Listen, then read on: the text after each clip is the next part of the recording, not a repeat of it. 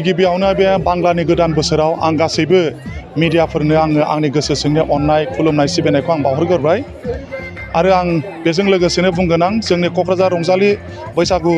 फोरबो खुंग्रा आफादा बेनि बैसोआ 1999निफ्राय लानानै दिनैसिम नायोब्ला बिनि बैसोआ 24 जाबाय अर्थात 24 बोसोर जाहैबाय बे फैगौ बोसोराव बियो 25 बोसोर जानो थांगासिनो दं एबा सिलभार जुबलि जाहैगोन दा बाहाय जोङो खुब मानजुं खुरजुंनि गेजेरजों दिनैनि नैबे बेलायाव जोङो बे प्रग्रामखौ जोङो सानसेनि मेहेरगोनां हाबाफारिनि गेजेरजों फुंबिलिनिफ्रायनो लाबोदों आरो फुंबिलिनिफ्रायनो खुंजाबोगासिनो दङ आरो बियो क'क्राझार आरो जाम्फै बारनाय बे मोननैबो गामिजों लोगो नांनानै बिथांमोनहा क'क्राझारिनि बे दैमालु क्लाबनि लांगोनायाव बेखौ दा खुंफुंनाय जागासिनो दङ ओरैनोथ' दा हाग्राबारिमोन होनोबाथ' जों क'क्राझारखौ हाग्राबारिमोन होननानै मोनथियो नाथाय बिनि गुबै गुदिखौ आं बारा मोजां मोनथिया नाथाय बेहाय बिराद हाग्राबारि दङमोन होननानै मोनथियो नाथाय जों मोनथिगौ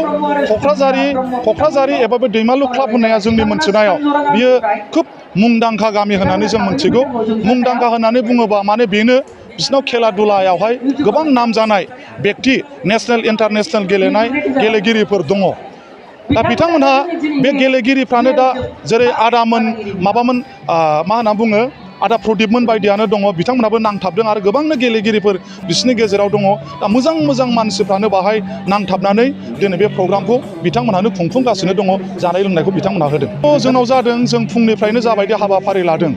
फिरफिला बिर होदों फिरफिला बिर होखांनायनि उनाव जों गेदेरफोरखौ मान लादों उन्दैफोरनो अननाय होदों आरो बिनि उनाव जों माखासे खेला लादों जेरै सियार खेला होदों आरो दुरुं बोनाय दंमोन खिन्थु आनफर्चुनेट बे समाव खोब अखा हादोंमोन जों बेनि थाखाय दुरुं बोनायखौ लानो हायाखिसै आरो बेनि उनाव जोङो जौस्राङावनो जोङो सियार खेलाखौ होदों आरो बेनि उनावहाय जोङो सावगारि बोनाय होदों उन्दैफोरनि गोबां बुरजा गथ'फ्रा पार्टिसिपेट खालामदों आरो बेनि उनाव खन्थाइ आवरायनो होदों आरो बे जोबखांनायनि उनाव खुगा लाइसि जों बेखेवदों आरो बे खुगा लाइसि बेखेवखांनायनि उनावनो जोङो जोंनि हारिमु आयदानि बादायलायनायखौ जों जागायदों दाबाय जोंहा हारिमु आयदानि बादायलायनायाव जोङो गोबां आयदायावनो जोङो रां बान्था होदों जेरै जा बैसागु खुंग्रि बादायनाय दङ बे बैसागु खुंग्रियाव जोङो 10,000 होदों आरो नैथि बैसागु खुंग्रिनो जोङो 8,000 होदों आरो थामथि बैसागु खुंग्रिनो जोङो 5,000 होदों आरो बिब्दिनो जावजायावबो रां दङ आरो जोंहा सल' सं खननाय बाहायबो जोंहा रां दङ एन्सारखौथ' आं माबोरै बुंनो थाङोबा फ्राय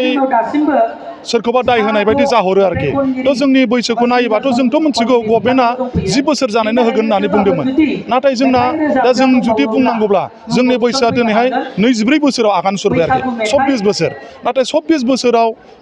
बोसोर आगान होसेयावबो दिनै जोङो गभर्नमेन्टनि आसाम सरकारनिफ्राय जे 1.5 लाख रां जे अनसुंथाइ होगोन होननानै बुंदों नाथाय जों बेनिफ्राय जों थानो गोनां जाहैबाय दा जों मानो थानो गोनां जाखो जों बेखौ बोरै होननानै बुंबावनो जोङो मोनथियाखै जे जोंनाव माब्ला जागोन माब्ला होनांगौ माब्ला एप्लिकेसन होनांगौ जोंनो बेनि खुनु समायखौनो जोंनो होनाय जायाखिसै इयुन समाव जुदि बिदि मोजां बिथांखिफोर लायोबा बयनिबो थाखाय मोजांनि थाखाय मोजाङैनो जुदि बयबो नट अनलि बर' गुबुन हारिफ्राबो मोन्थों बर'फ्राबो मोन्थों दा सरकारा जुदि बिदि बिथिङाव जुदि बिदि अनसुंथाइ जुदि होयोबा मोजां होननानै आं सानो मोन्थों बयबो खुंथों माने बिहु बा बैसागु होननानै बुङोबा बे खुंनाय बे फोरबो बे फेस्टिभेला खालि जोंनिल' नङा बयनिबो एसामिस जानो हागौ राजबंशीनि बिसुवा जानो हागौ बिहु जानो हागौ जोंनि बर'नि बैसागु जानो हागौ